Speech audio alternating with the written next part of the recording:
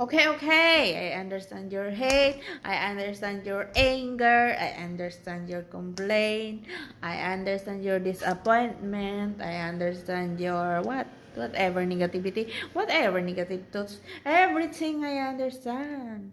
But did you know why? Did you not understand that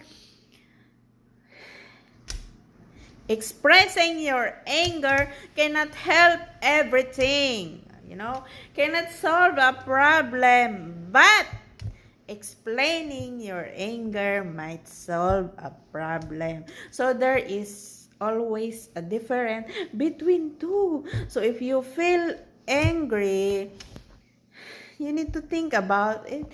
Inhale, exhale.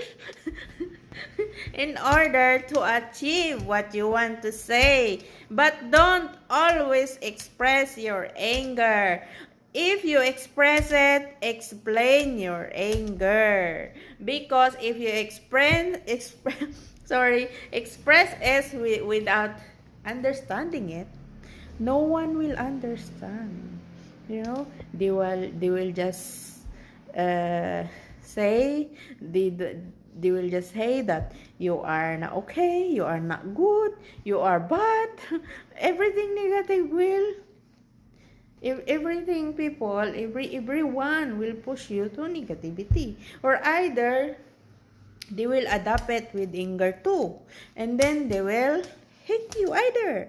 So, my God, always explain your anger. But sometimes about anger, if either someone insult you, right? So because of our pride, sometimes we hurt.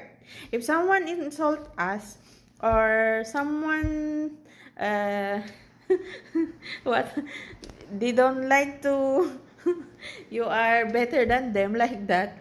Sometimes they insult us, and then our heart pumps up with anger because of our pride.